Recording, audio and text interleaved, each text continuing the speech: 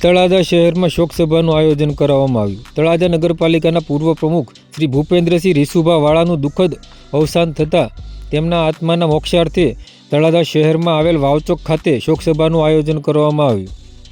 આજરોજ તારીખ 9/12/2024ના રોજ સાંજના 7 કલાકે તળાજામાં વાવચોક ખાતે શોકસભાનું આયોજન કરવામાં આવ્યું હતું. જેમાં સર્વ સમાજના લોકો સહિત વેપારીઓ પણ મોટી સંખ્યામાં જોડાયા હતા. આ શોકસભાનું આયોજન તળાજા હિતાય વદામી સંગઠન અને મુસ્તાકભાઈ મેમણના સહયોગથી કરવામાં આવ્યું હતું અને આ કાર્યક્રમનું સંચાલન અબુભાઈ મલાડા દ્વારા કરવામાં આવ્યું હતું. આભાર વિપુલ દાદા. હવે તળાજા તાલુકા પત્રકાર એકતા પરિષદના પ્રમુખ ફિરોઝભાઈ દસાડીને વિનંતી કરું કે ભૂપેન્દ્રસિંહની પ્રતિભાને પુષ્પથી શ્રદ્ધાંજલિ આપે.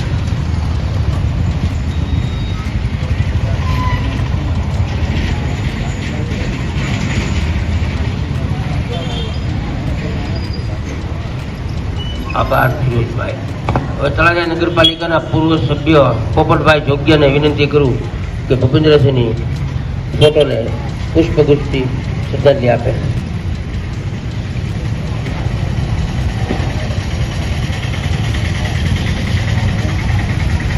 હવે શિવાભાઈ ગઢવીને વિનંતી કરું કે પુષ્પગુચ્છથી શ્રદ્ધાંજલિ આપે અને શબ્દરૂપી શ્રદ્ધાંજલિ આપે. શિવાભાઈ ગઢવી.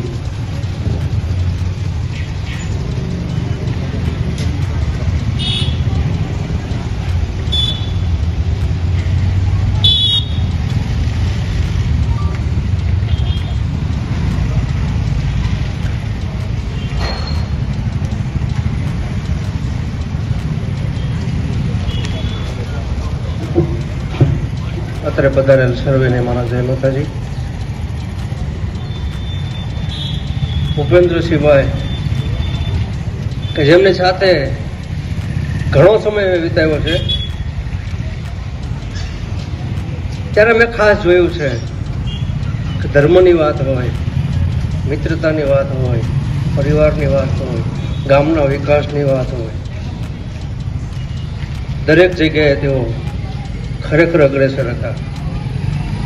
આપણે અહીંયા બિરાજમાન છીએ બધા, ત્યારે ધનભાઈ માના મંદિર સાક્ષી છે. ધનભાઈ માનું મંદિર બનાવ્યું, ત્યારબાદ ધનભાઈ યુવક મંડળ બનાવ્યું અને હું જાણું છું ત્યાં સુધી તળાજામાં ગણપતિ ભગવાનનો જો મહા ઉત્સવ અને શુભ શરૂઆત કરી હોય તો ભૂપેન્દ્રભાઈ કરી છે. પહેલાં ગણપતિ ભગવાનને લેવા હું, ટીણુભા, તલુભાઈ, અમે બધા સુરત ગયેલા. ખૂબ ઉત્સાહ હતો એને કે ગામના માટે કાંઈક નવું કરવું. અમે બંને મિત્રો રાજસ્થાન પ્રવાસમાં ગયેલા. જયપુરની અંદર અજમેર ગેટથી દિલ્હી ગેટ અમે ત્યાંની રિક્ષામાં પ્રવાસ કર્યો. ત્યારે એને ખાસ એક જોયું, જોકે મારા ધ્યાનમાં નહોતું એવું કે એને ખ્યાલ આવી ગયો કે શિવાલાલ આ પિંક સિટીએ પણ તળાજાને બનાવવું છે.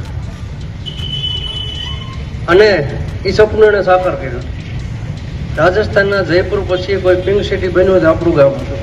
આ એના સપનું હતું. કોઈ પણ ઐતિહાસિક માહિતી જોતી હોય ને તો એ ભૂપેન્દ્રસિંહને ફોન કરતા, અને ભાવનગર જિલ્લાના કોઈ પણ પત્રકાર અહીં તળાજા આવે એટલે ભૂપેન્દ્રસિંહના ચા પાણી નાસ્તો અને ભોજન વગર નથી ગયા. આનો હું સાક્ષી છું. આવા પરમ શ્રદ્ધેય અને મારા વડીલ આદરણીય આની જેની કોઈ દી ખોટ નહીં પૂરાય અને અમે જ્યાં સુધી જીવશું તેમને સદા યાદ કરશું એવા ભૂપેન્દ્રસિંહને ફરીને અખૂટ હૃદયના ભાવથી શ્રદ્ધાંજલિ. પરમ કૃપાળુ પરમાત્મા તેમના દિવ્ય આત્માને શાંતિ આપે એ પ્રાર્થના અસ્તુ.